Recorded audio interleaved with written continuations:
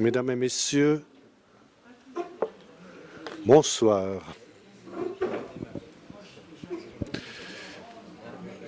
C'est 18 h, je déclare ouverte la 108e Assemblée générale ordinaire de la Croix-Rouge genevoise. Je souhaite la cordiale bienvenue à toutes les personnes présentes. Il y a un certain nombre d'amis et de représentants du comité. Je pense que c'est plus utile d'aller vite au point qui vous intéresse de cette Assemblée. Permettez-moi d'expliquer pourquoi c'est la 108e Assemblée et pas la 158e. Parce que les premiers statuts, tout le monde le sait, remontent à 1864. En réalité, parce que en 1864, comme en 2022, les gens qui sont sur le terrain et qui travaillent, ils commencent d'abord à travailler, à faire les choses et ils se soucient après de faire en sorte que tout soit bien fait. Et il a fallu attendre 1912, la première présidente de la Croix-Rouge genevoise, Madame Alice Favre, qui a voulu que l'association qu'elle présidait soit dûment enregistrée au registre du commerce de Genève. Et c'est à ce moment-là qui a été faite en 1912.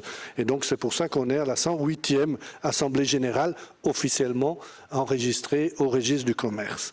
Et ça a été fait par Madame Alice Favre, qui désormais elle commence à être connue à Genève. Il y a une plaque commémorative au parc de la Grange où elle a grandi, elle est née, elle a grandi, parc qu'elle a donné avec son frère à la ville. Et il y a une rue qui porte son nom avec celui de son frère. Et donc, on a fait cette œuvre importante de mémoire. Merci beaucoup.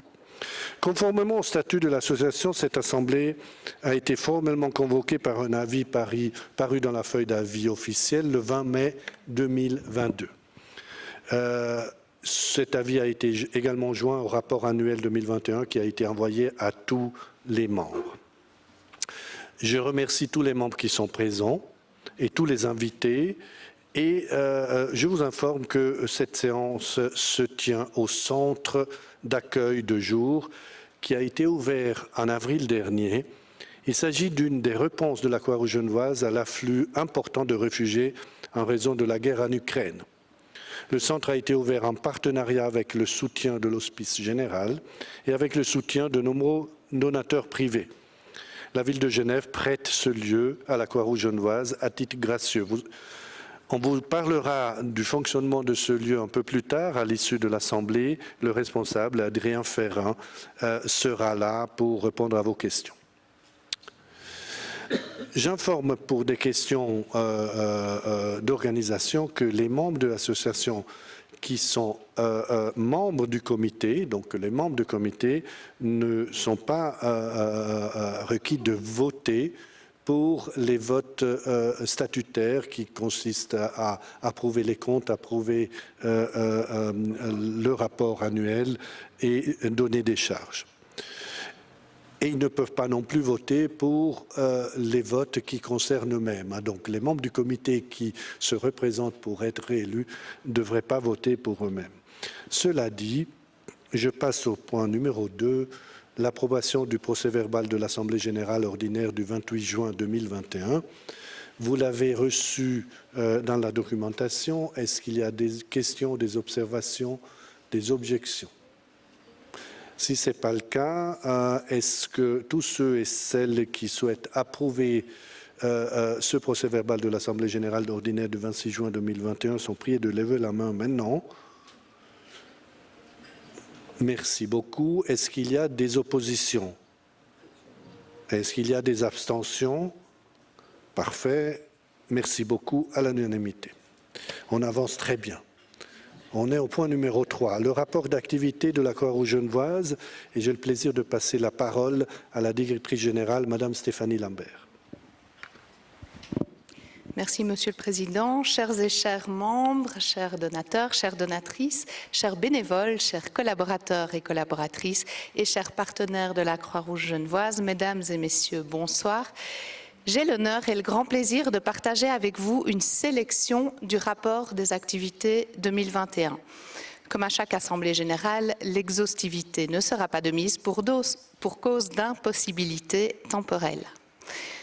La guerre en Ukraine nous a rappelé à nouveau à quel point les principes fondamentaux de la Croix-Rouge constituent un guide précieux au quotidien, notamment le principe d'impartialité. Jean Pictet, dans ses commentaires sur les principes fondamentaux, explique que sans principe, la Croix-Rouge n'existerait tout simplement pas. Le principe d'humanité, c'est le principe général qui chapeaute tous les autres, vient ensuite directement après celui d'impartialité. Il commande de ne faire aucune distinction, notamment d'origine.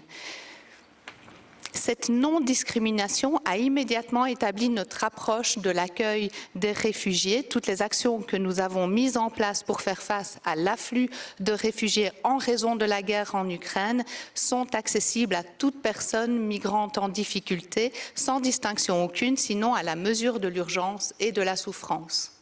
C'est pourquoi j'ai souhaité partager avec vous un extrait des activités 2021 de la Croix-Rouge genevoise en qualité d'illustration de ces principes fondamentaux qui nous guident.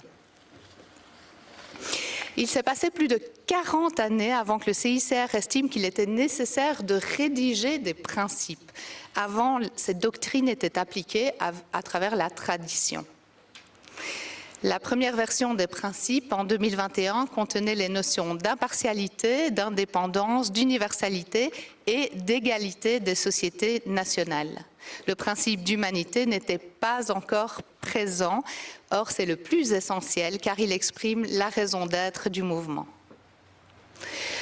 Le principe d'humanité veut s'efforcer de prévenir et d'alléger en toutes circonstances les souffrances humaines, de protéger la vie et la santé, ainsi que de faire respecter la personne humaine, de favoriser la compréhension mutuelle, l'amitié, la coopération et une paix durable entre tous les peuples. En 2021, les volontaires de la Croix-Rouge genevoise, les bénévoles comme les collaborateurs, ont été très présents auprès de celles et ceux qui souffrent. Une nouvelle prestation a été lancée en mars 2021, Présence Croix-Rouge. Ce sont des auxiliaires de vie formés, encadrés, qui interviennent au domicile des personnes adultes en perte d'autonomie pour offrir une présence soutenante. Une aide précieuse, par exemple, au retour d'une hospitalisation, lors de poussées de sclérose en plaques, ou quand la vision est trouble et la coordination difficile notamment. Et bien sûr aussi pour soulager les proches aidants qui, avec le vieillissement de la population, deviennent de plus en plus âgés. La demande est déjà très forte. Autre exemple, les aides financières qui avaient débuté en 2020 à l'aide de fonds privés et ont pu perdurer en 2021 pendant le pic de la crise socio-économique en raison du Covid. La Croix-Rouge, et là c'était grâce à des contributions du canton de Genève, la Croix-Rouge genevoise a distribué 61% du montant de toutes les aides distribuées dans le canton en 2021, soit plus de 6 600 000 francs. Un mot également concernant le dispositif d'insertion professionnelle INSER, où les jeunes bénéficiaires évoluent dans un domaine agricole au pied du Salève, à Troinay.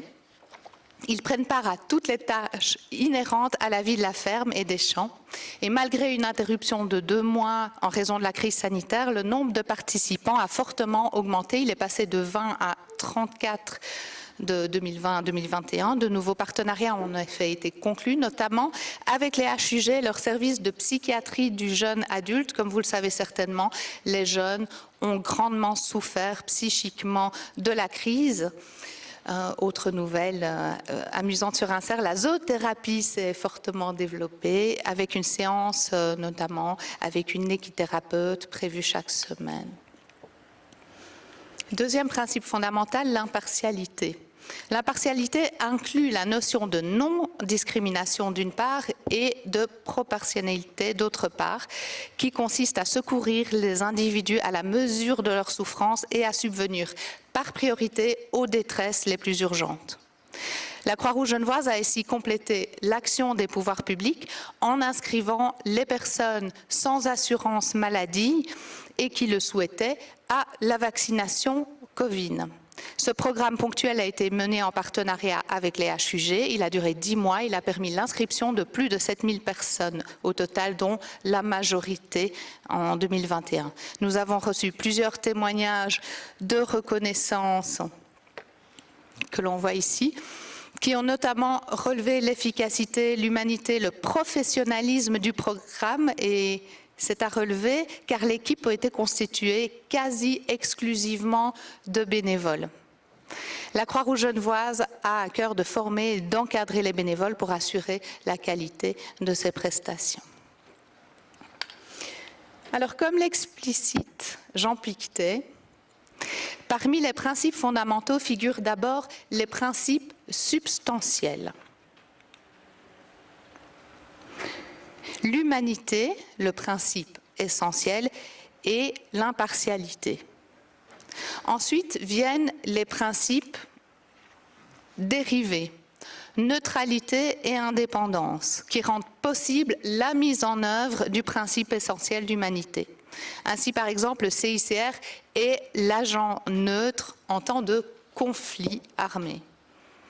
Et c'est vrai pour l'ensemble du mouvement. La neutralité et l'indépendance sont en relation avec la non-discrimination du principe d'impartialité. Alors, la neutralité consiste à s'abstenir de prendre part aux hostilités en tout temps ou controverses d'ordre politique, religieux, idéologique. Cela permet de garder la confiance de toutes et tous. Au niveau local, la neutralité nous permet d'atteindre toute personne en souffrance. Toute personne sait qu'elle peut venir à la Croix-Rouge genevoise, sera aidée sans jugement. L'intérêt de la neutralité apparaît très évident dans le cadre des prestations d'interprétariat communautaire afin de ne pas nuire à la qualité des échanges, d'éviter les erreurs de traduction et, par exemple, dans le domaine de la santé, éviter les risques en termes de qualité des soins. Le service d'interprétariat communautaire s'est complété des mots et de médiation interculturelle en 2021, car à la suite d'un projet pilote en 2020, une prestation supplémentaire a été confirmée en 2021 sous la forme d'accompagnement familial et scolaire, en collaboration avec le Bureau d'intégration des étrangers, la Fondation officielle de la jeunesse et le service enseignement et évaluation des écoles primaires du canton. Ensuite, le principe d'indépendance qui implique qu'il est essentiel de conserver une autonomie qui permette d'agir toujours selon les principes du mouvement. La Croix-Rouge genevoise a une indépendance suffisante, notamment grâce à la grande variété de ses revenus, et à 65% de revenus qui sont d'origine privée et qui sont très variés. Parmi les revenus privés, environ 60% sont des produits de prestation et 40% des dons ou des cotisations de membres. Un exemple intéressant à cet égard, le service activité textile et ses boutiques de seconde main VetShop, dont les revenus ont dépassé le 1 million de francs en 2021, malgré une fermeture en janvier et en février en raison du Covid. Les 3 derniers principes sont les principes organiques. On les appelle aussi les principes institutionnels. Comme l'explique Jean Pictet, ce sont des normes d'application qui concernent la forme de l'institution et son fonctionnement. Le volontariat concerne bien entendu les bénévoles, mais pas uniquement. Il s'applique à toute personne qui contribue aux missions du mouvement de manière désintéressée. Les bénévoles, les membres, les donateurs, les donatrices, les collaborateurs et collaboratrices. Vous, eh bien nous tous, voilà, nous sommes des volontaires par notre engagement désintéressé, c'est-à-dire sans recherche de profit personnel excessif ou recherche de gloire personnelle. Chaque année, les 3 services, pour illustrer le bénévolat, les 3 services qui totalisent le plus grand nombre d'heures de bénévolat sont le Centre d'intégration culturelle, les visites aux personnes âgées et la Croix-Rouge jeunesse. Et je souligne par ailleurs l'entrée en vigueur de la nouvelle politique ressources humaines, le 1er janvier 2021, adaptée aux besoins et valeurs de l'association, qui permet plus aisément d'adapter les activités et l'approche managériale aux besoins de la mission de la Croix-Rouge genevoise. Elle permet de soutenir la pérennité de l'association ou encore de favoriser la qualité de vie du personnel. Le principe d'unité à présent, la Croix-Rouge doit être ouverte à tous et étendre son action humanitaire au territoire entier. En Suisse, les opérations diffèrent par canton. Il y a 24 associations cantonales Croix-Rouge en Suisse, car les besoins sociaux, les besoins sanitaires, ainsi que les réponses déjà existantes par ailleurs varient fortement de canton à canton.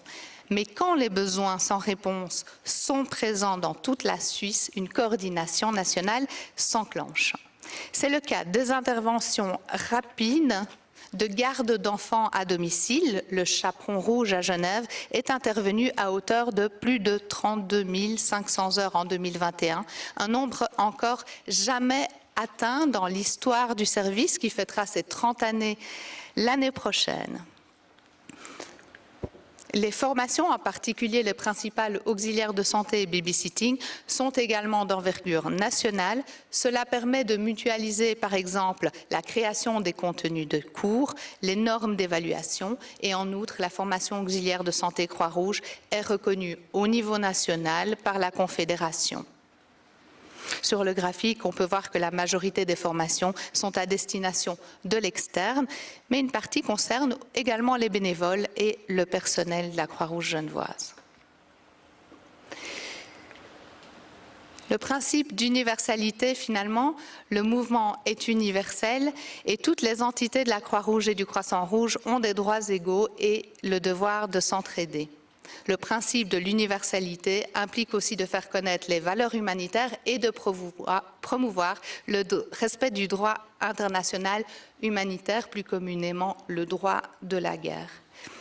À Genève, c'est la Croix-Rouge Jeunesse qui porte la majeure partie de cette mission. En 2021, nous avons fêté les 100 ans de la Croix-Rouge Jeunesse au BFM. En réalité, c'était l'année des 101 ans, mais pour une raison que vous devinerez aisément, la fête n'a pas pu être célébrée l'année précédente.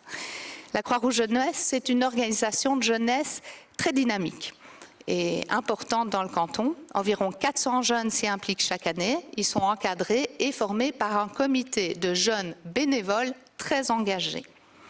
Je salue par ailleurs, donc voilà, la célébration des 100 ans Croix-Rouge Jeunesse. Et quelques activités illustrées ici. Il y a 11 activités différentes coordonnées par ce comité bénévole jeunesse. Et on voit ici une photo du comité jeunesse en bas à gauche. Je salue et remercie le Musée international de la Croix-Rouge et du Croissant-Rouge et son directeur Pascal Hufschmidt pour son implication croissante et importante dans le rayonnement du prix Art Humanité, un prix artistique lancé en 2015 par la Croix-Rouge genevoise, la HEA de Genève et le CICR.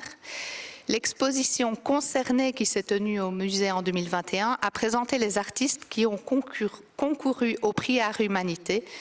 Concerné a ainsi proposé un autre regard sur l'action humanitaire et a questionné notre engagement, que l'on soit artiste, humanitaire ou simple citoyen.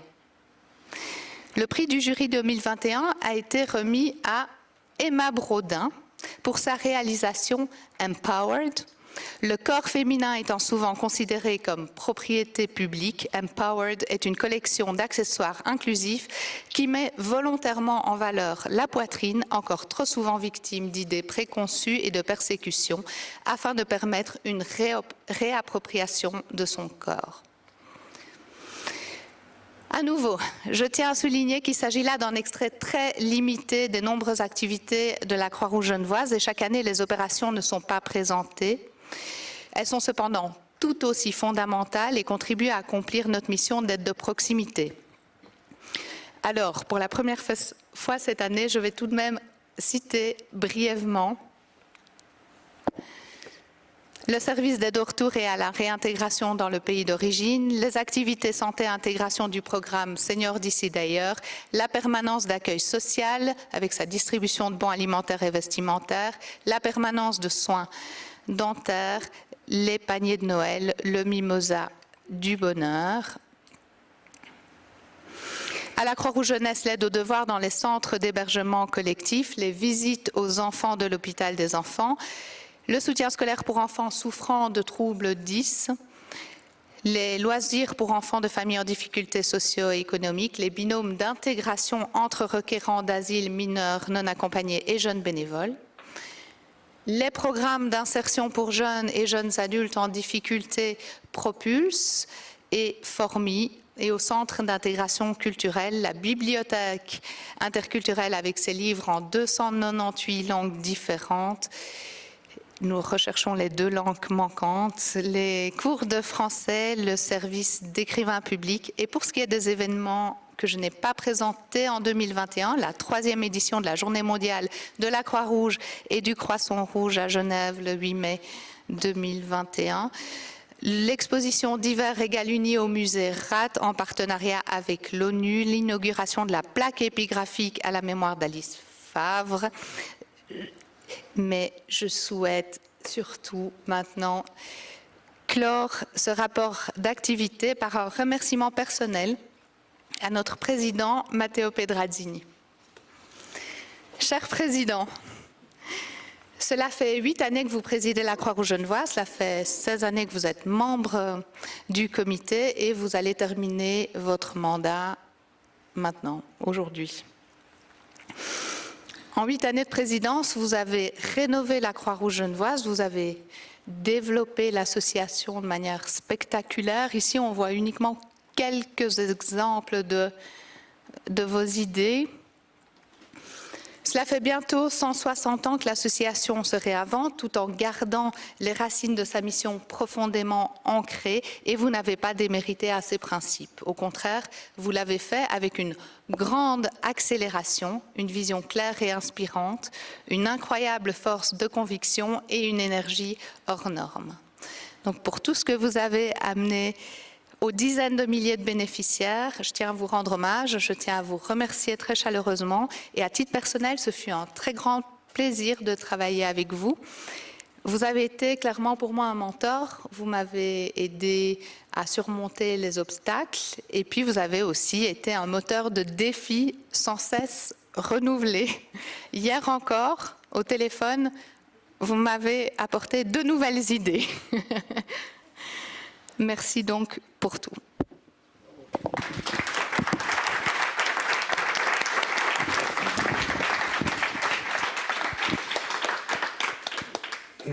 Merci beaucoup Stéphanie. Je salue la présence et l'arrivée de Monsieur le conseiller d'État, cher Thierry, merci beaucoup d'être là. On dit que les personnes se jugent par leurs amis.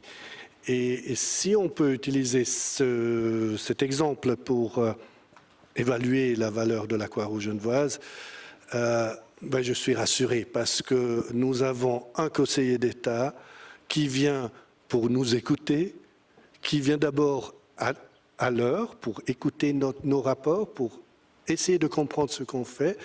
Non seulement il le fait, il vient à vélo, je le sais, et il vient avec une cravate. Alors, et il est très élégant. Merci Thierry. Et on le sait, il écoutera avec passion ce qu'on va encore dire, parce que c'est une assemblée dans laquelle on essaie d'expliquer à la cité qui on est, mais on n'a pas besoin de le faire avec Monsieur le Conseil d'État. Cela dit, j'aimerais partager avec vous un aperçu de quelques nouveautés de l'année. D'abord, l'urgence en Ukraine. Peu après l'éclatement de la guerre en Ukraine, le Conseil d'État de Genève a décidé de créer une task force.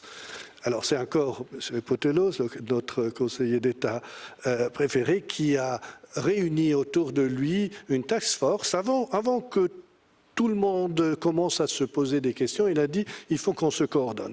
Cette coordination a été faite d'une façon parfaitement organisée. La Croix-Rouge était des premiers. Il y avait l'Hospice Général, il y avait Caritas, il y avait le Centre social protestant et surtout il y avait un encadrement. Et nous avons fait ça très bien et la Croix-Rouge a décidé, en fait tous les acteurs ont décidé qu'il fallait évidemment pas commencer à réinventer la roue Et chacun devait faire ce qu'il savait faire et l'adapter à la situation du moment. Donc la Croix-Rouge s'est chargée de mettre à disposition, adapter le service d'interprétariat communautaire avec 130 interprètes, l'accueil social, le service d'activité textile, tout ça a été adapté à l'arrivée des réfugiés et c'est très efficace. Le service chaperon rouge d'intervention rapide et garde d'enfants, les loisirs organisés pour les enfants et les jeunes, les prestations seniors d'ici d'ailleurs, les cours de français supplémentaires. Donc tout ça a été fait et ensuite nous avons créé ce centre. Ça c'est un centre de jour à vrai dire. Monsieur Ferrand vous en parlera après. C'est un centre de jour qui est permanent, c'est-à-dire tous les réfugiés issus de la guerre en Ukraine, et c'est pas que des Ukrainiens, on tient à le dire. À Genève on fait pas la différence. Si quelqu'un vient ici et il est russe, et il n'a peut-être pas le permis S ou un autre permis, il aura l'accueil comme les autres et on essaiera de l'aider du mieux que l'on peut. Donc c'est très important que tous ceux qui ont été déracinés par cette guerre puissent avoir ce centre dans lequel il y a une orientation, une aide, et puis ils se retrouvent entre eux. Il y a une autre chose, et c'est tout à fait nouveau, nous allons avoir également un centre à la gare, avec le drapeau Croix-Rouge, parce que comme on avait vu pour la pandémie, les bonnes volontés, les volontaires freelance qui se manifestent quand la pandémie ou quand la guerre éclate, ils se fatiguent, ils s'essoufflent, ils n'ont pas l'organisation. Et c'est normalement, et c'est tout à fait normal, et on le fait volontiers, la Croix-Rouge qui reprend le flambeau. Donc on va reprendre le flambeau. Donc à la gare de Genève, il y aura le petit drapeau Croix-Rouge qui permettra d'orienter les personnes, les amener d'abord ici et ensuite dans les autres centres gérés par l'Hospice général. Nous avons une nouvelle boutique VetShop. Vous savez que c'est important, c'est dans l'air du temps. Ce n'est pas seulement une façon de valoriser les habits de deuxième main, ce n'est pas seulement une façon de permettre à des gens qui n'ont pas les moyens d'avoir à s'habiller, c'est aussi vraiment une question durable qui plaît beaucoup à nos jeunes, à nos bénéficiaires comme à nos bénévoles. On est dans l'air du temps, il faut faire en sorte de réfléchir dans la durabilité. Et donc ce nouveau VetShop est à l'avenue Henri Dunant. On a évidemment choisi l'adresse pour une raison bien précise. On n'en voulait pas ailleurs. Nous allons avoir bientôt un restaurant bistronomique. La Croix-Rouge avait déjà tenté l'expérience restaurant. On en aura un. Ça, c'est un peu un scoop. Nous avons trouvé et engagé Élodie Schenk, qui est une étoile montante de la gastronomie. Elle est romande, elle est jeune, et elle a envie de faire des choses dont on la remarquera. Et ça tombe parfaitement bien parce que c'est exactement ce qu'on voulait comme Croix-Rouge. Je ne sais pas si on aura un style culinaire Croix-Rouge, mais en tout cas, on aura une empreinte Croix-Rouge au restaurant Tourbillon. Et je me réjouis de venir manger là-bas, ou là-haut plutôt, parce que c'est un attique avec vous tous. Peut-être que la prochaine Assemblée générale se tiendra dans ce restaurant. On verra ce que le comité décidera.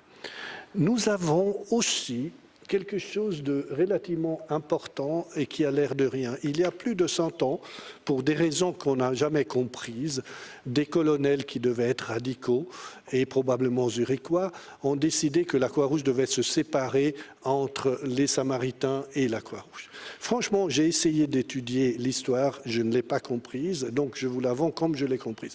Mais mon successeur, peut-être, il sera plus clair.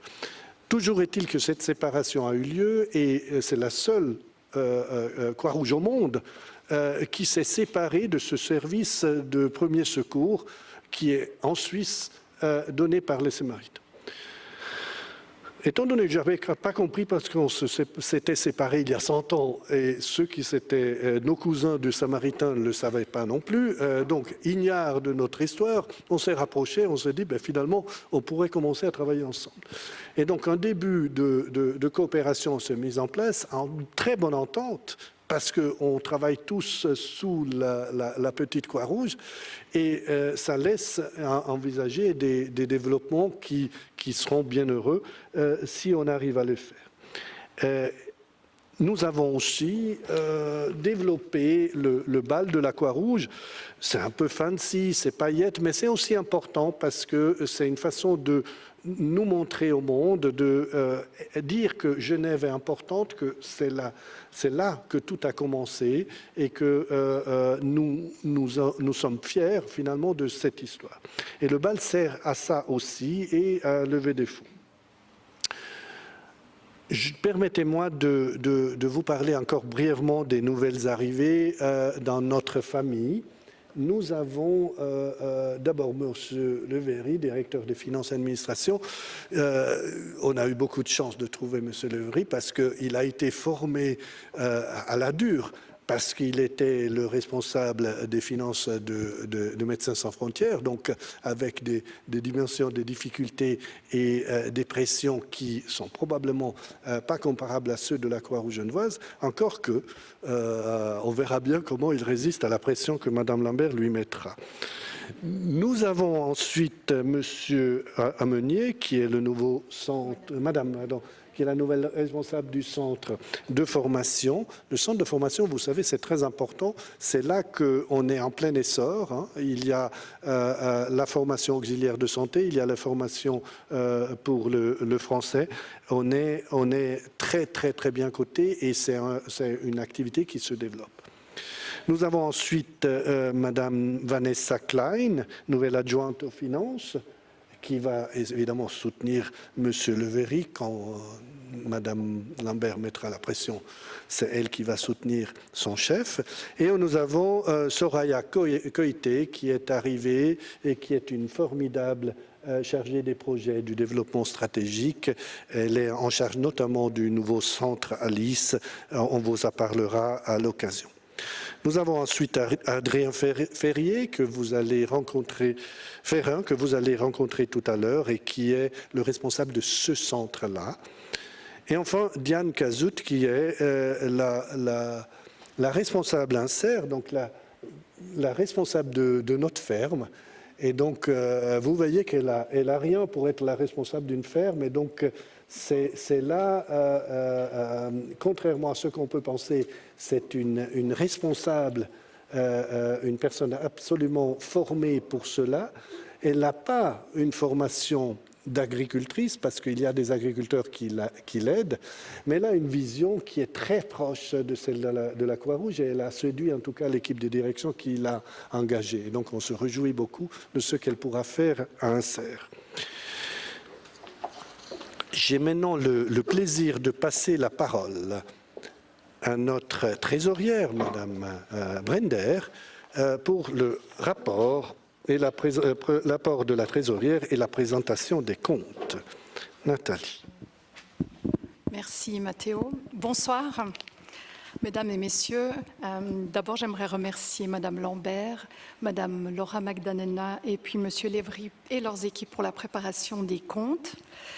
Et finalement, toutes ces activités qui nous ont été présentées, les comptes annuels, c'est l'image de ces activités-là.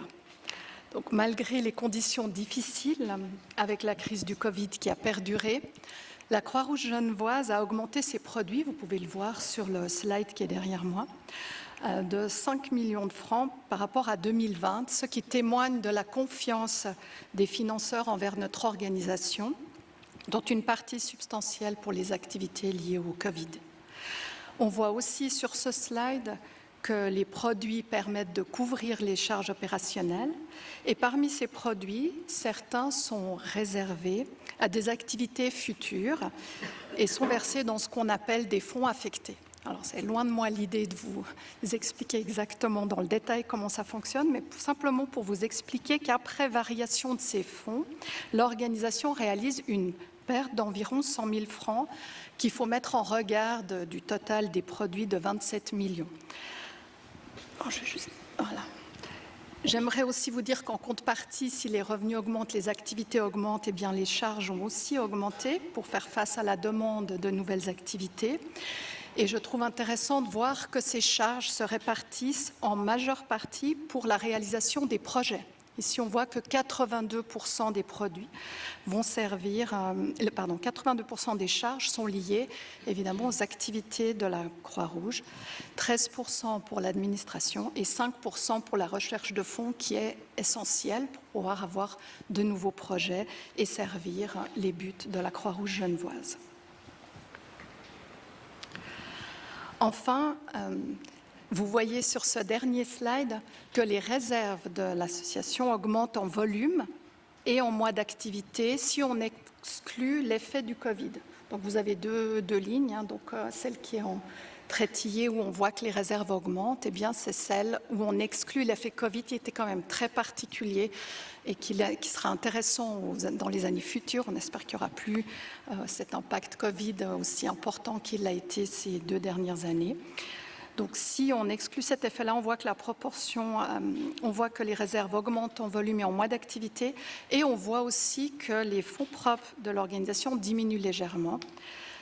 J'aimerais toutefois souligner que la perte de 100 000 francs est moins élevée que celle qui avait été initialement budgétée de 300 000 francs environ, et qu'il n'y a donc aucune raison de s'inquiéter pour l'avenir de la Croix-Rouge genevoise. Voilà, je vous remercie. J'ai terminé la présentation des comptes.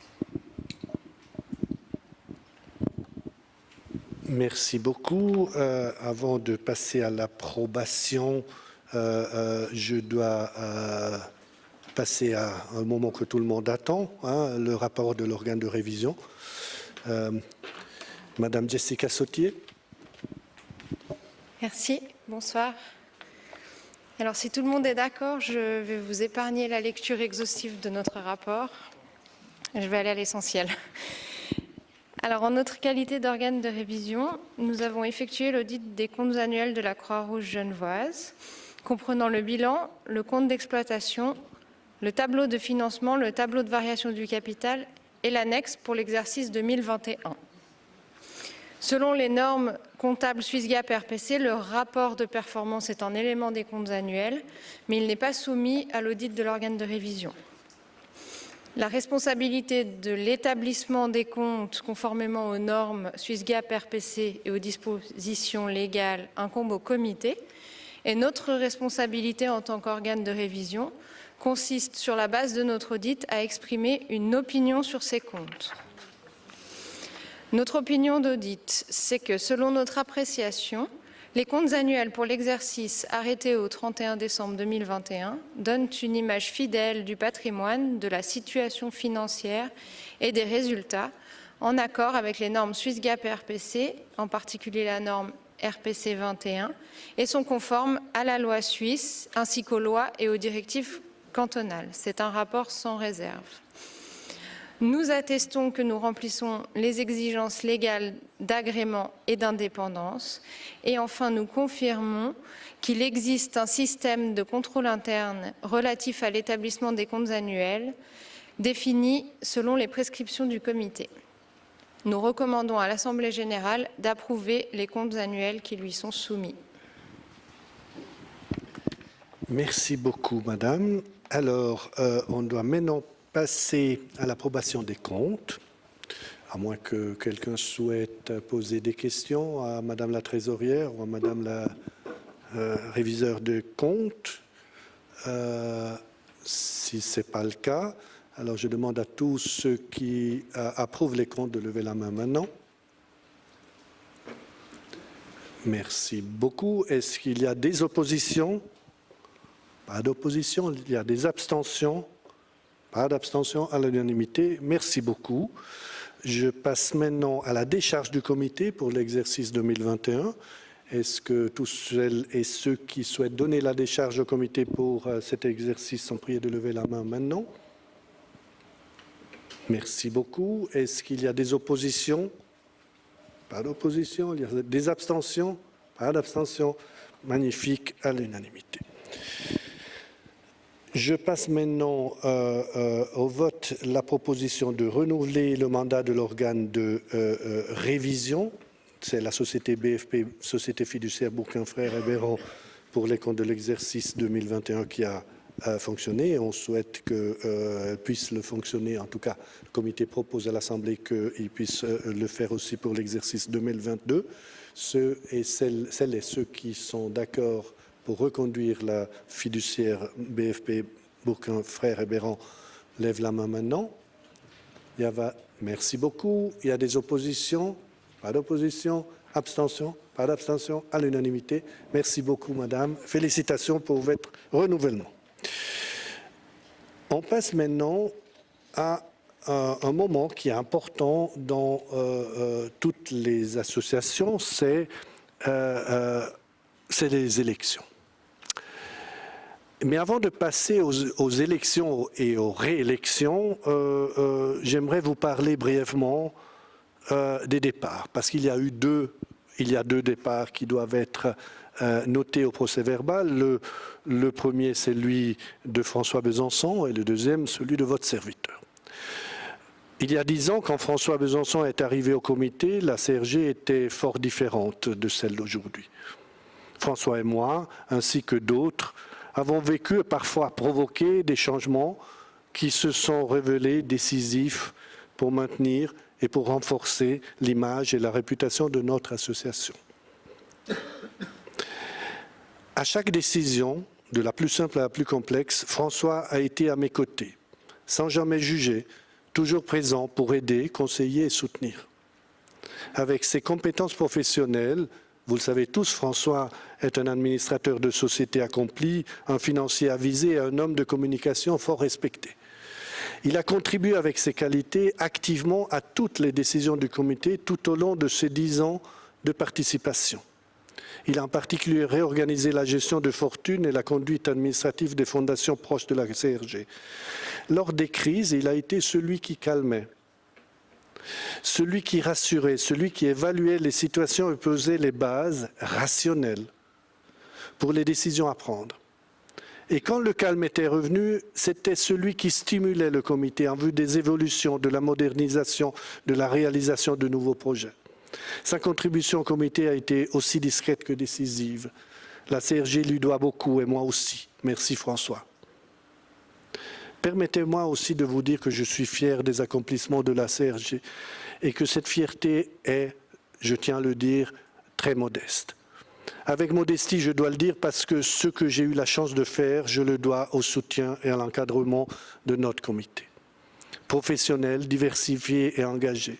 Pendant toute ma présidence de la Croix-Rouge genevoise, j'ai bénéficié du soutien bienveillant du comité et cela a été pour moi un facteur décisif et l'évolution que nous avons su donner à cette vénérable institution qui se présente désormais comme un start-up de 150 ans et est devenue à Genève une référence dans la cité. La réputation et le respect dont jouit notre association se sont construits patiemment, lentement, tout au long de ces presque 160 ans d'histoire. J'ai participé aux activités du comité pour le dernier 10% de cette histoire, 16 ans, avec la conscience partagée par tous les membres du comité que notre premier devoir était de préserver cette réputation et ce respect. Nous avons fait de notre mieux et l'histoire dira ce qui méritera d'être retenu de nos efforts. Je quitte la présidence après 8 ans, passé en tant que président, c'est que 5 années de l'histoire séculaire de la Croix-Rouge genevoise, qui ont été pour moi très intenses, avec le sentiment toutefois d'avoir donné ce que je pouvais et avec l'espoir que mon passage ait été à l'auteur de ceux qui m'ont précédé. Mes années de président n'ont pas toujours été faciles. Lors des moments difficiles et compliqués, j'ai mesuré toutefois, plus que jamais, le privilège qui était le mien d'être là, à ces moments précis de l'histoire de la Croix-Rouge, pour aider et pour servir. Mon engagement n'a certes pas suffi à résoudre les problèmes, mais ce fut pour moi un point d'honneur de ne jamais esquiver une question ou une difficulté si je pensais que je pouvais contribuer à trouver une solution. Ce fut un vrai privilège stimulant pour moi de présider la CRG en des temps si complexes. J'ai participé à l'engagement de 2 directrices générales et au renouvellement de la quasi-totalité des cadres. J'ai collaboré avec plusieurs conseillers d'État et plusieurs conseillers administratifs, 2 secrétaires généraux de la Fédération, 2 directeurs généraux du CICR, 2 directeurs du musée. Tous, sans exception, m'ont accueilli avec respect et amitié. Non, certainement pas pour mes soft skills ou par ma profession, ni par le fait que je suis membre de la compagnie de 1602, dans la cavalerie bien sûr, ou que je suis un patricien de Campo Valle Maggia. Non, ils m'ont accueilli avec amitié et respect parce que je m'effaçais derrière le drapeau qui était le mien, qui était celui de la Croix-Rouge. J'ai vécu à la fin de la CCT, j'ai vécu les premières vagues de la pandémie et les subséquentes, j'ai différentes vagues de réfugiés et la dernière en provenance d'Ukraine. J'ai vécu des crises internes et externes, mais mon temps est passé très vite et je crois et je l'espère que la Croix-Rouge genevoise en est sortie renforcée, prête et préparée pour les prochains défis, prête et préparée à agir pour plus d'humanité et moins de souffrance à Genève. Vivre de telles périodes à la présidence de la Croix-Rouge fut pour moi un privilège, un honneur, renforcé par la chance de participer à un comité composé de fortes personnalités qui ont toutes, sans exception, été inspirantes et motivantes. Chaque membre du comité m'a appris quelque chose. Il serait trop long de détailler toutes ces contributions qui ont littéralement forgé la personne que je suis devenue aujourd'hui. Je ne peux que les remercier collectivement, mais chacun sait ce que je lui dois. Mesdames et Messieurs les membres et anciens membres du comité de la Croix-Rouge genevoise, je vous remercie profondément pour votre engagement et votre bienveillance à mon égard. J'arrive au terme de cette fonction de président de l'association qui m'a tellement apporté sur le plan personnel. Comme je vous l'ai dit, d'autres jugeront l'impact que j'ai pu avoir sur l'association et la trace que je pourrais avoir laissée. Je suis quant à moi certain d'avoir vécu une période que je n'avais pas envisagée dans ma vie et qui restera pour moi une partie très importante. Non seulement j'ai eu le privilège de présider l'association en des temps compliqués, qui m'ont permis de servir en me donnant le sentiment d'être utile, concrètement utile. Non seulement j'ai pu le faire tout cela avec le concours de tous les membres du comité qui ont su accroître et maintenir ma motivation, mais en plus j'ai eu la chance d'avoir été président en des moments difficiles aux côtés pendant 5 ans de Madame Lambert. Et elle aussi, elle a su me soutenir et me reprendre, me motiver et me faire réfléchir, me guider aussi. Maintenant que je m'apprête à clôturer mon temps à la Croix-Rouge genevoise, je mesure à peine la chance qui fut la mienne de servir dans ces temps historiques. Merci Stéphanie, merci François, merci à tous les membres et anciens membres du comité. Le temps passe vite, mais ce temps passé avec vous ne reviendra pas et sera impossible à reproduire. Mais il nous reste l'intime conviction qu'à Genève, grâce à la Croix-Rouge, il y a eu moins de souffrance et plus d'humanité. Mais l'histoire, c'est le passé. Et il nous faut maintenant revenir au présent pour préparer le futur. Je vous informe que nous avons 2 formidables membres du comité qui se représentent pour leur réélection. D'abord, Madame Myriam Nicolazzi et ensuite Madame Virginie Moreau.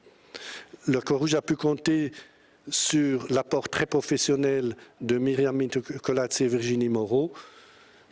Je n'ai pas besoin de vous les présenter. Virginie Moreau est une jeune avocate, a été élue comme représentante de la Croix-Rouge jeunesse. Elle est devenue, tout en étant jeune, membre de notre comité. Et vous avez remarqué aussi que le cadre de la Croix-Rouge, les cadres de la Croix-Rouge se rajeunissent.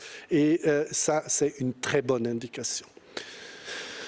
Elle se représente pour être élue et Myriam aussi. Myriam est une avocate qui a porté beaucoup à la Croix-Rouge. C'est une avocate spécialisée dans le conseil. Elle nous a conseillé, nous a guidés sur plusieurs aspects de compliance et de gouvernance. Nous avons tous bénéficié de ses vastes connaissances et de sa fermeté aussi, il faut le dire, pour que les choses soient mises en ordre de marche comme il se doit, et je pense qu'on est en bon chemin pour le faire. Je propose à l'Assemblée, si vous êtes d'accord, de réélire ces 2 membres par acclamation.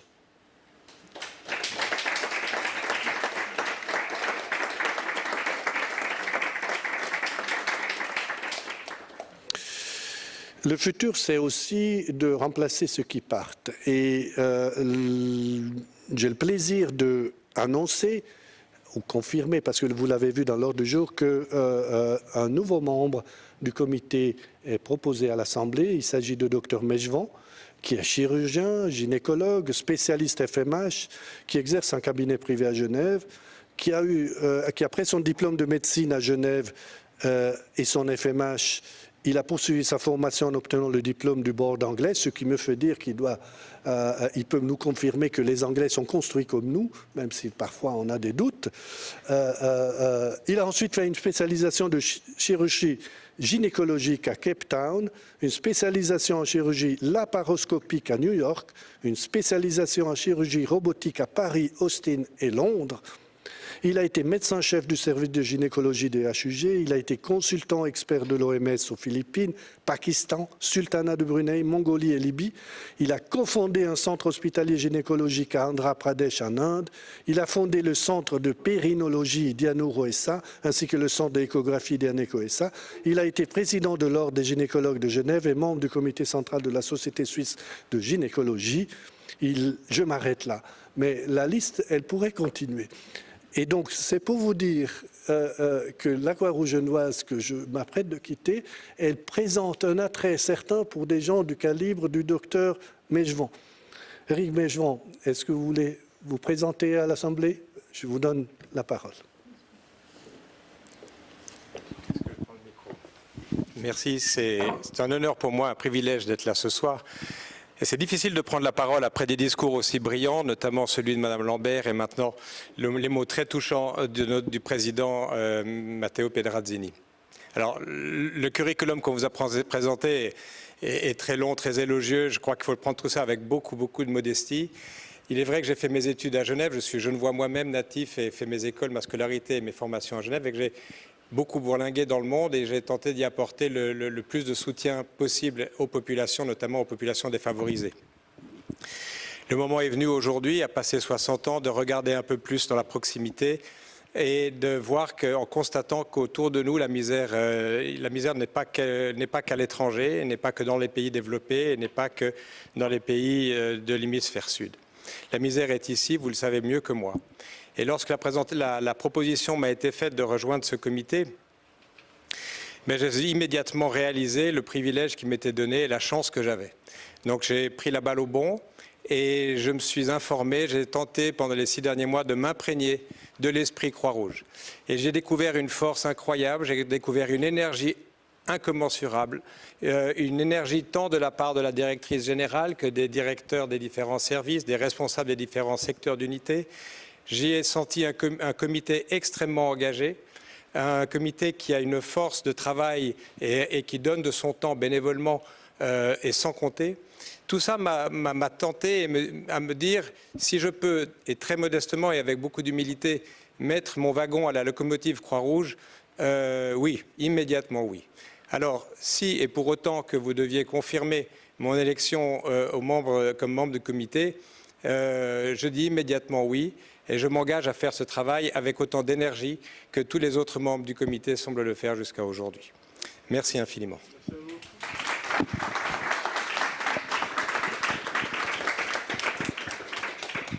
Je tiens à préciser que le Dr Mejvan est candidat à intégrer le comité en qualité de membre. Mais il est aussi candidat pour me succéder en tant que président de l'association. Toutefois, seule l'Assemblée générale est statutairement compétente pour élire les membres. Quant au président, il sera élu par le comité lors de sa prochaine séance qui est prévue pour le 5 juillet. Donc, si vous avez bien compris, c'est le comité nouveau qui décidera qui sera le président. Le comité actuel a émis un avis favorable à la candidature de Dr Mejvan pour me succéder, mais le vote d'aujourd'hui, c'est seulement pour faire en sorte que le Dr Mejvan puisse entrer dans le comité. Je demande donc à l'Assemblée d'élire le Dr Mejvan en qualité de membre du comité et à moins que quelqu'un ne souhaite un vote formel, je propose à l'Assemblée de procéder par acclamation.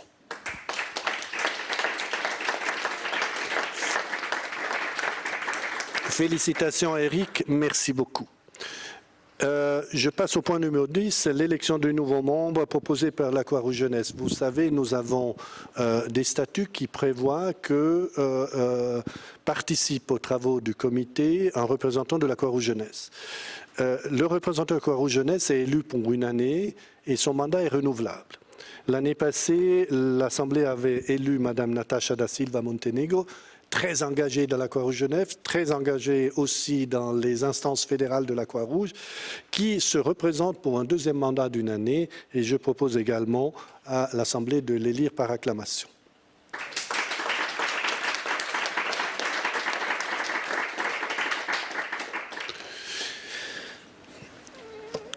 Nous avons maintenant, on sommes au point numéro 11, propositions individuelles et divers. Il n'y a aucune proposition individuelle qui n'est parvenue au secrétariat de la Croix-Rouge genevoise dans les termes statutaires. Donc je pense que je peux annoncer une bonne nouvelle, c'est qu'on est dans les temps. Je le dis surtout pour Monsieur le conseiller d'État qui a prévu de prendre la parole autour de 19 heures. Je passe maintenant la parole pour les divers à Madame la vice-présidente Myriam Nicolazzi.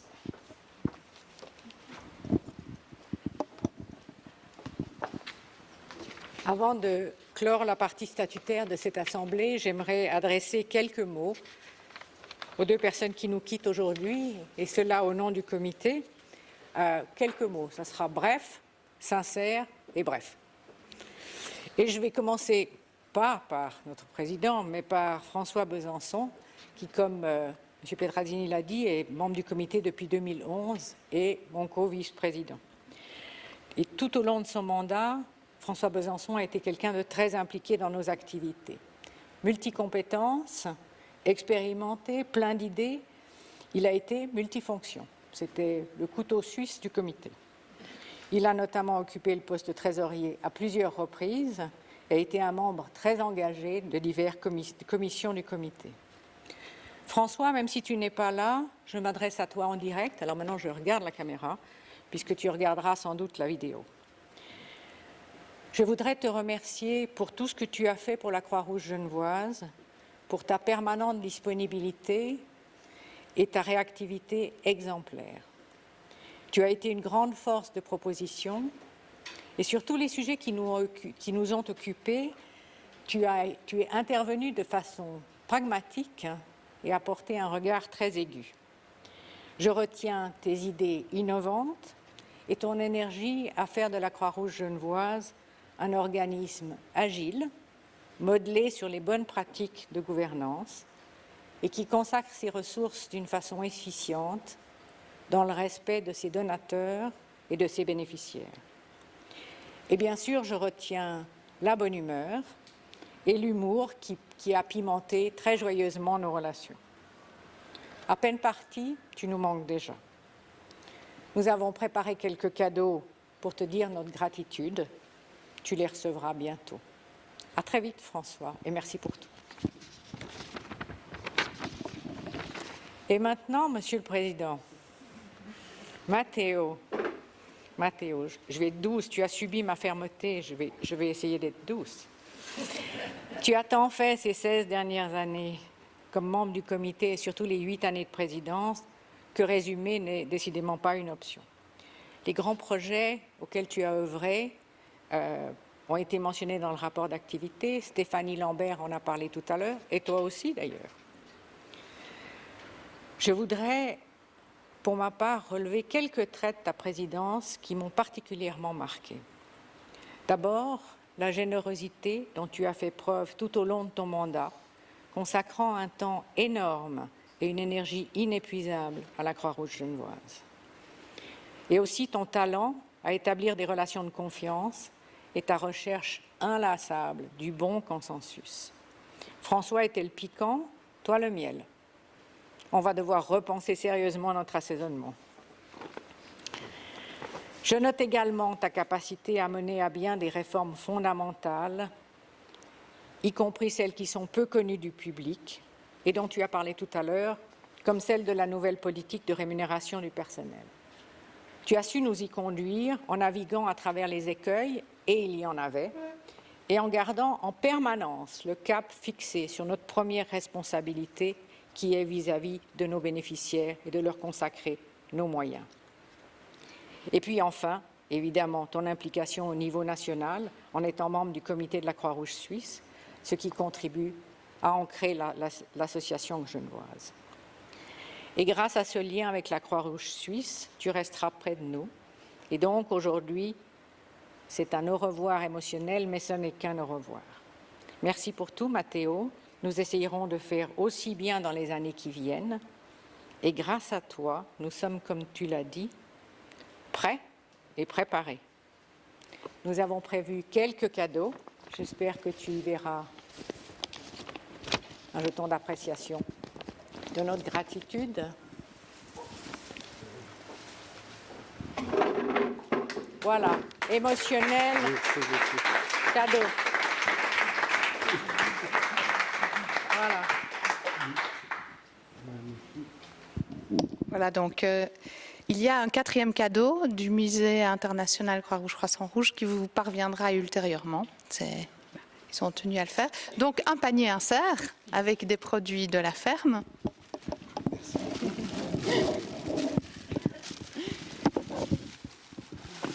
Un certificat de bénévole. Merci beaucoup. Et finalement, cette boîte contient un livre d'or avec des témoignages de nombreuses personnes qui tenaient à vous laisser un mot, dont certaines personnes sont ici ce soir. Mais merci beaucoup. Je ne veux pas être émotionnel, donc je ne vais pas l'être. Et surtout, il faut donner la parole à Monsieur le conseiller d'État. Permettez-moi de vous dire que je suis quand même un peu ému, surtout que je me disais que j'allais partir sans que personne s'en aperçoive. Donc je découvre que je peux partir avec des cadeaux qui vont me rappeler ces merveilleuses années passées.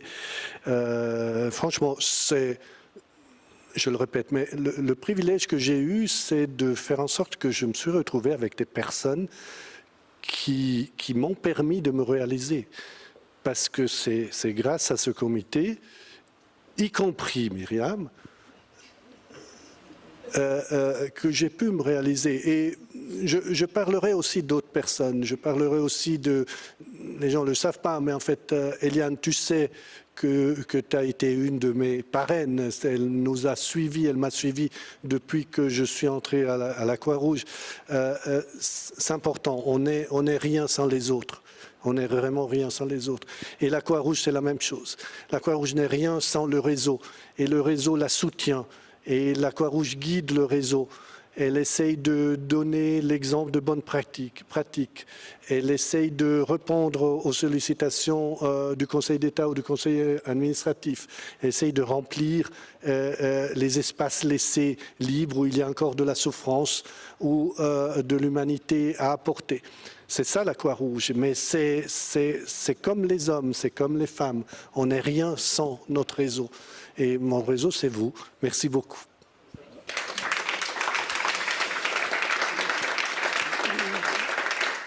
Donc, la séquence émotion, on a même évité la petite larme, c'est passé, c'est fini. Et maintenant, c'est la séquence réflexion.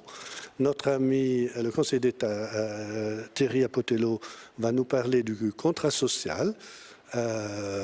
Thierry, je t'en prie.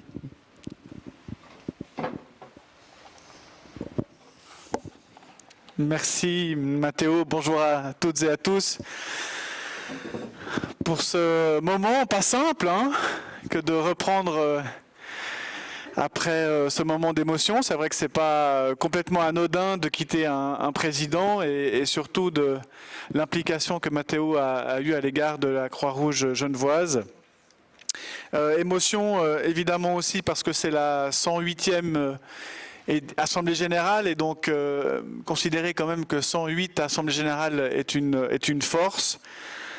Et aussi parce qu'évidemment, le monde, et Genève n'est pas épargné, vit actuellement une période charnière sur le plan évidemment social, géopolitique tout autant.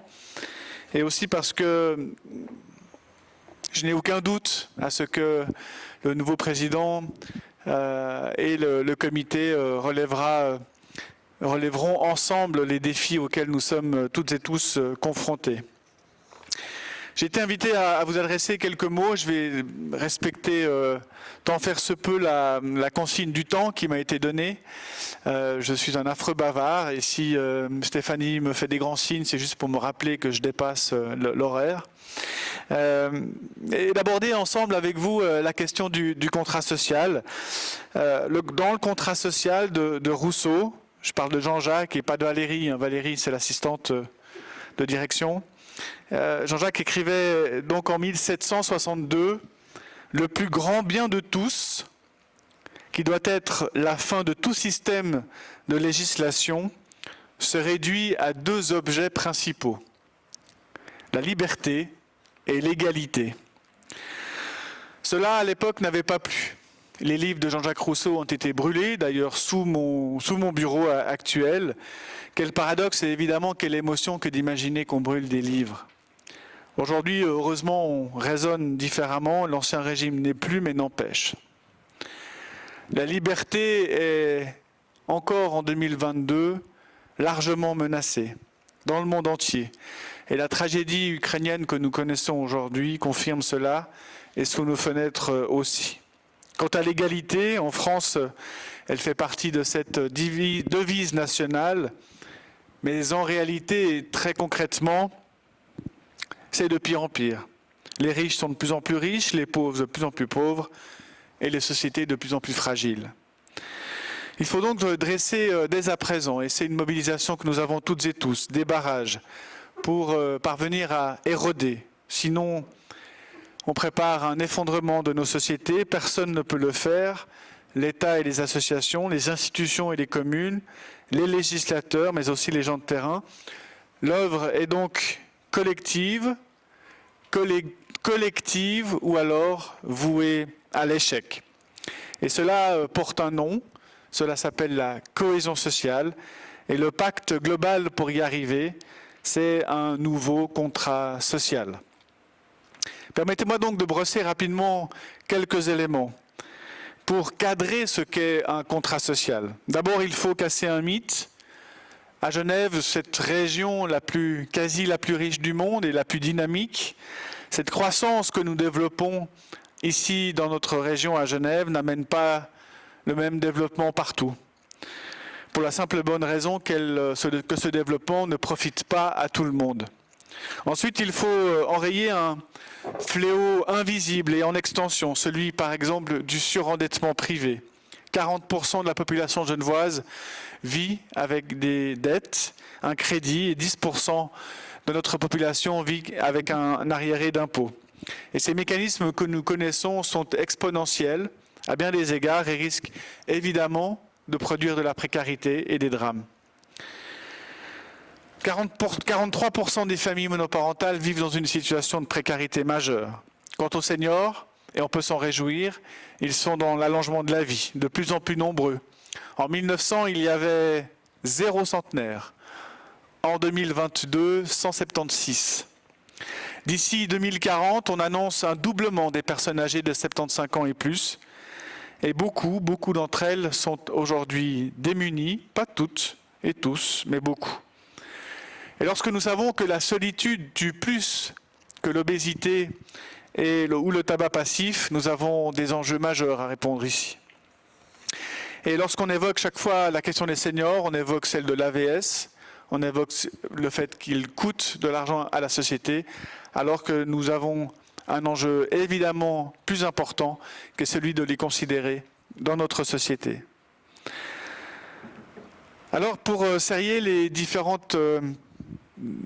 éléments, avons-nous besoin aussi de travailler sur la question des risques. Un risque sur l'accroissement de la fragilité de la population qui va inévitablement questionner les structures que nous connaissons, de l'aide sociale, de la santé par exemple, un impact sur les coûts de nos collectivités publiques, sur la santé, la fiscalité, les masses salariales, le nombre d'actives et d'actifs, l'aménagement du territoire, le logement, la mobilité, enfin bref, la question de l'allongement de la vie questionne l'ensemble des politiques publiques. Cela nous oblige aussi à repenser les actions de proximité, non seulement dans une volonté de maîtriser ces coûts qui évoluent, mais également pour garantir un bien-être de la population avec une collaboration renforcée avec le premier échelon de notre démocratie que nous connaissons à Genève, les communes. La garantie d'un certain niveau de vie, des conditions d'existence dans un contexte de forte pression sur les finances publiques que nous connaissons, demeure évidemment particulièrement incertain pour beaucoup.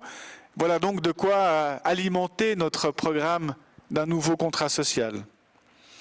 Et puis c'est à cela on ajoute la fracture numérique, la fracture générationnelle, la montée de l'individualisme, l'émergence d'un climat politique générationnel compliqué.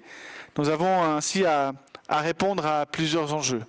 Et pour ceci, le Conseil d'État, et en particulier votre serviteur, s'attache à mener un certain nombre de réformes. J'aimerais n'en citer qu'une, qui est celle par exemple de la loi sur l'aide sociale et de la lutte contre la précarité, qui pose pour les prochaines années de nouvelles bases de relations de la prise en charge et de la façon dont on peut accompagner celles et ceux qui rencontrent des difficultés. Elle s'insère évidemment pleinement dans le nouveau contrat social que nous voulons réaliser. Intolérable en effet d'imaginer qu'à Genève, 76% d'augmentation en 10 ans de l'aide sociale, près de 20 000, un peu plus de 20 000 personnes à l'aide sociale.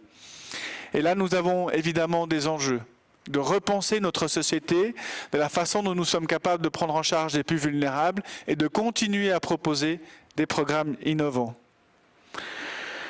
Et puis, bien évidemment que l'État s'appuie en pleine complémentarité avec des associations, la société civile, comme j'aime à le rappeler. La Croix-Rouge genevoise en fait pleinement partie. La mission de la Croix-Rouge genevoise consiste à apporter, nous le savons, un soutien de proximité aux personnes les plus vulnérables dans le canton.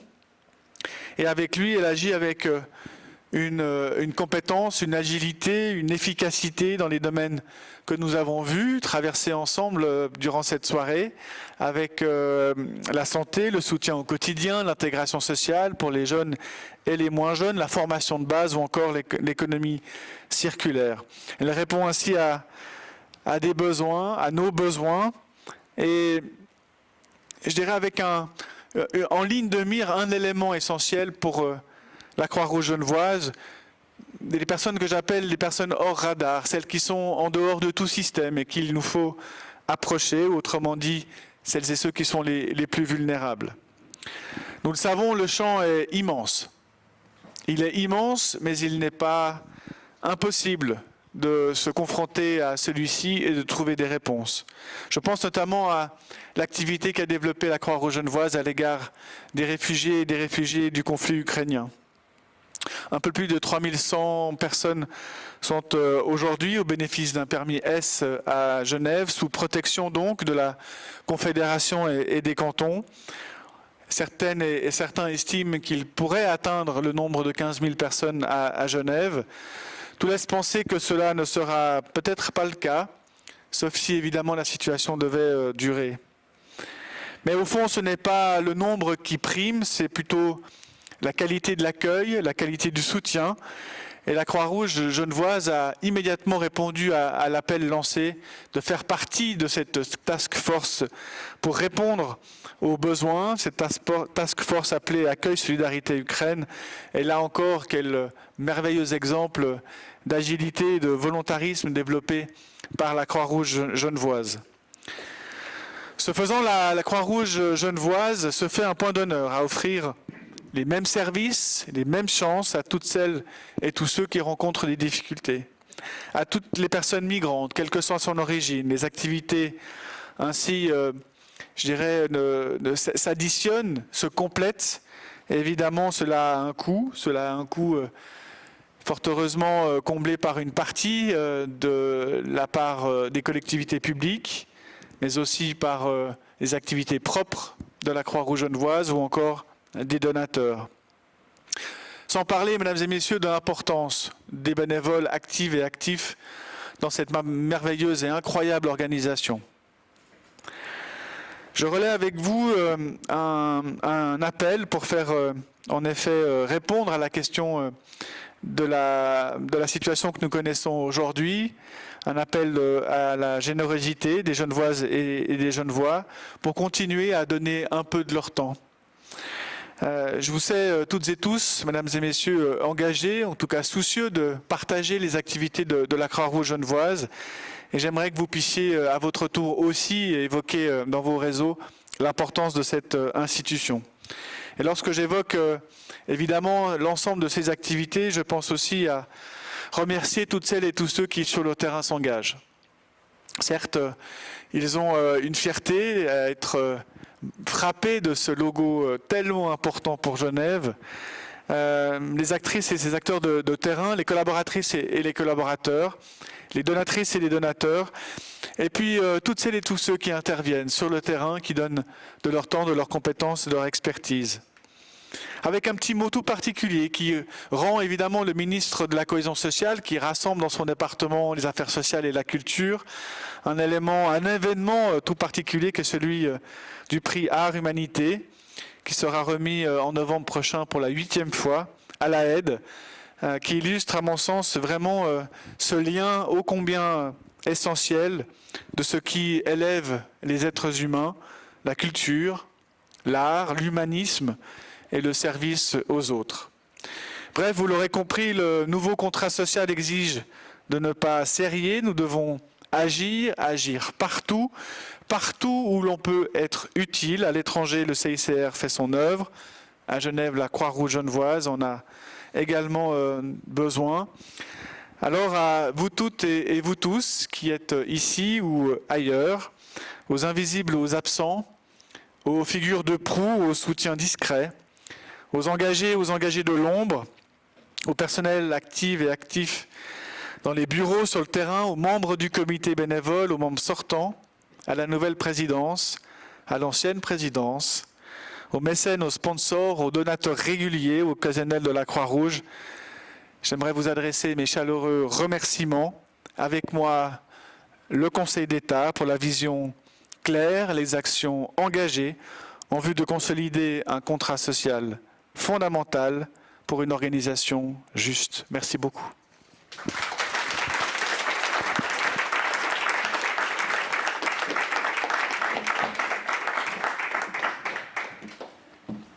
Merci beaucoup, Monsieur le Conseiller d'État, pour ces mots qui nous motivent et qui nous rassurent dans notre mission.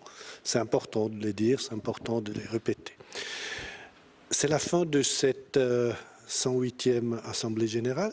Donc, je vous remercie pour votre présence. On est arrivé à éviter les larmes, c'est déjà pas mal.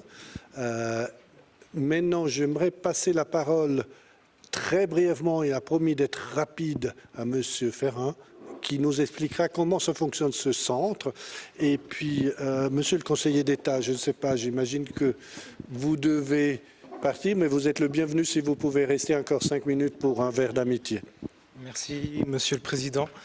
Bonjour à vous tous et toutes. J'essaierai de faire comme Monsieur le Conseiller d'État Potello, donc de faire vite, mais je suis comme le conseiller un grand bavard, surtout quand je suis en confiance, et là je commence à l'être, donc c'est un peu dangereux.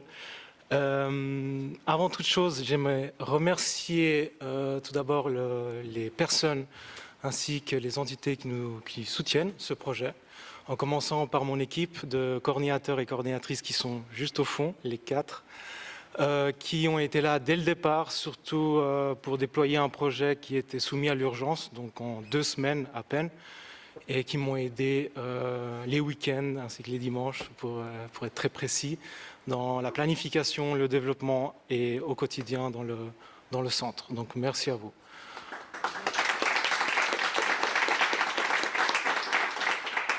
Ensuite, j'aimerais remercier Monsieur le Conseiller d'État Potello et surtout aussi l'implication de l'Hospice Général et d'Ariane Merkelbach qui soutient ce projet de façon globale, de façon importante et sous différentes formes, notamment par exemple avec les assistants sociaux et sociales qui sont dépêchés ici du lundi au dimanche de 10h à 18h et qui soutiennent sacrément bien notre équipe de coordinateurs et coordinatrices.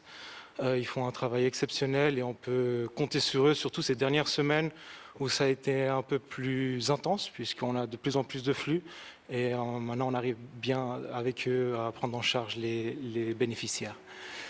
Enfin, j'aimerais remercier la ville de Genève, spécifiquement le service des écoles ainsi que le service social, puisqu'ils nous ont gracieusement offert cette salle sans avec aucune limite de disposition, c'est-à-dire qu'on peut l'utiliser du lundi au dimanche de 8h à 22h. Et on attend record, ce qui est quand même inédit à Genève, de trouver une salle 7 jours sur 7 en 2 semaines à peine. Donc maintenant, je vais vous présenter aussi le centre en passant par les objectifs du centre, ce qu'on avait imaginé au départ. 2 objectifs principaux. Le premier, c'est un objectif d'information à la population, surtout à un moment où il y avait une information qui était très mouvante et qui était parfois fausse. Donc on a trouvé pertinent que le centre soit un espace où on pouvant donner des informations correctes et s'adapter au fur et à mesure. Et aussi un deuxième objectif qui est de créer un espace de répit pour les bénéficiaires et accueillant pour les bénéficiaires justement. Pour le premier objectif, on considère qu'il est atteint puisque nous avons eu depuis le 20 avril, donc en 2 mois et 1 semaine, 1500 à 1600 bénéficiaires qui sont passés dans cette même salle et pour qui la première motivation pour venir était des questionnements ou des problématiques. Et justement, c'est là où les assistants sociaux-sociaux sont importants, où les coordinateurs et les coordinatrices, ainsi que les bénévoles, traducteurs et traductrices sont très importants, puisqu'on peut prendre en charge ces personnes, prendre tout le temps qui est nécessaire, donc c'est-à-dire en moyenne 30 minutes à 1 heure, pour répondre à l'ensemble de leurs questionnements et apporter au moins une réponse positive à leurs questionnements ou malheureusement, parfois, une réponse négative. Ensuite, pour le deuxième objectif, on considère aussi qu'il a été atteint, mais curieusement, ça a pris plus de temps, parce qu'il semblerait que c'est assez difficile de mesurer le repos qu'on peut apporter à un bénéficiaire et de mesurer ou de planifier, de gérer comment rendre cet espace plus accueillant. D'abord, on a commencé par des plantes, par des canapés, avec ce qu'on pouvait. Mais au final, on s'est rendu compte que c'était lié aux gens, aux personnes, aux bénéficiaires autant qu'aux bénévoles, aux coordinateurs et coordinatrices autant qu'aux assistants sociaux-sociaux, de générer une ambiance, de générer une bienveillance envers les bénéficiaires. Et au fur et à mesure, avec un peu plus de naturalité et avec les activités, ça a graduellement commencé à se faire sentir, tout simplement.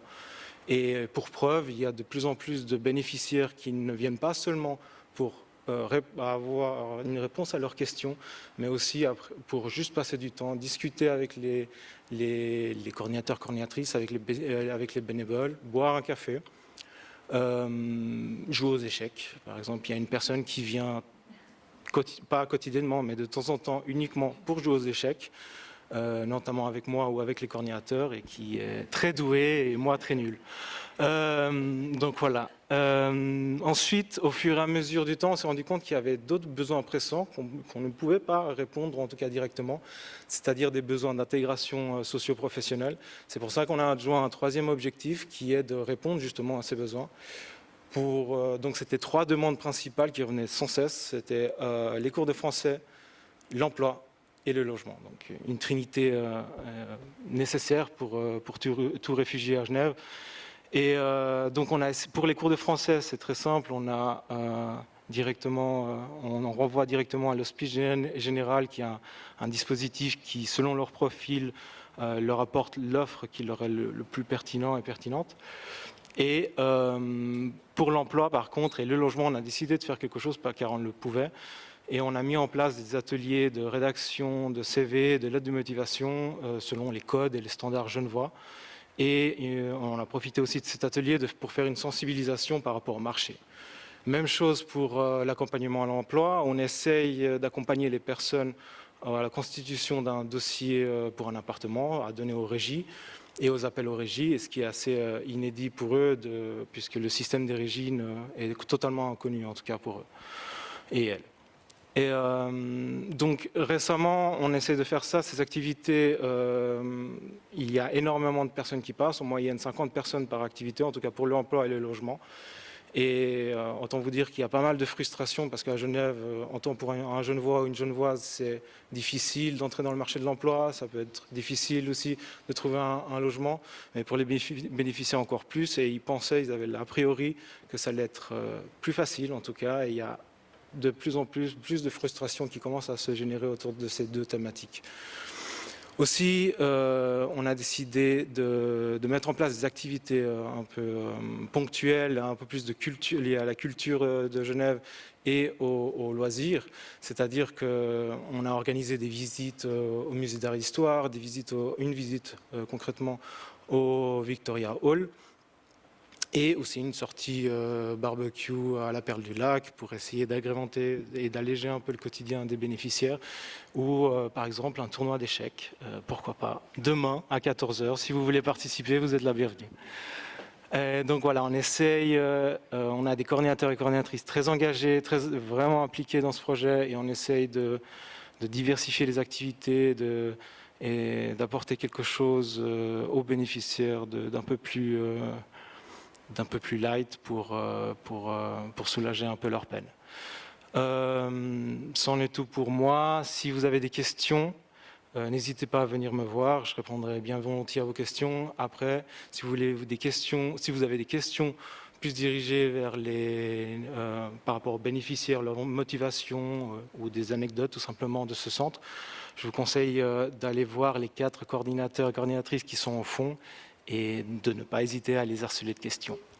Donc merci de votre attention, je vous souhaite une bonne soirée et merci beaucoup.